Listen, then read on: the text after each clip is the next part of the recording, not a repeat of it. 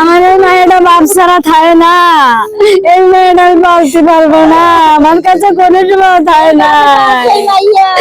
এই বাপের কাছে মানুষ হয়েছে, বাপ জানতে হয়েছে, পাগল হয়ে গেছে, আজ ভাত খাইছে, ভাত করে খাওয়ার আমার এই মেয়েটা এমনি মরছে, 22 সালের হবে।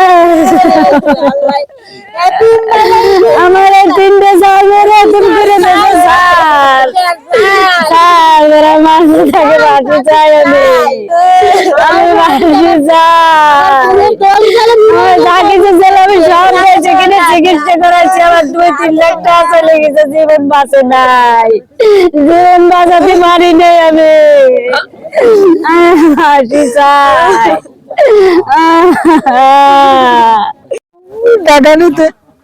ঢাকা মেডিকেল রেফার করছে, সেখান থেকে লাইফ সাপোর্টে রাখা হয়েছে 24 ঘন্টা, তারপরে ওখানেই মারা যায়। তারপরে আমরা বাড়িতে আসি, আমরা কবর খনন করবো আমাদের এই জায়গায়, পক্ষের মুরব্বী আছে আব্বাস দাঁড়িয়ে, এই সমাজের দাঁড়িয়ে, সে আইসে আর ওই আত্মীয়ের দাঁড়িয়ে আসে বাধা দেয়, তাকে পক্ষ এই জায়গায় মাটি দিতে পারবা না, কবর দিতে পারবা না, আমার দাদার সম্পত্তি আমার সব, আমার বাইরে মাটি দিতে দেবে না।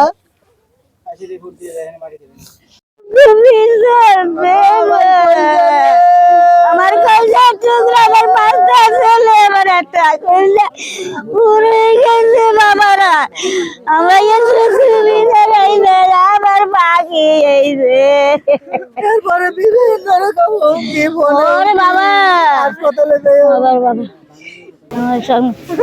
আমার সমাধান চাই, এই জায়গা আমার সব, এই জায়গা আমার জায়গা, আমার বাবা দূরে গেছে। আমাদের জমি তারা জোর দখলে খাওয়ার পরে আমরা দখল করতে গেছি, ঠিক আছে, এই জিনিসটা আমরা দখল করার পরে তারা আমার বাইরে মার্ডার করে, মানে ডাইরেক্ট হত্যা করে গেছে পিঠে। আমরা এটা সুষ্ঠু বিচার চাই। তারা জোর দখল চালায়, আমাদের খাইতে দেয় না, প্রত্যেক বছর তারাই খায়, আমাদের কোনো লোকজন না, আমরা অসহায়, আমরা এটার বিচার সুষ্ঠু চাই।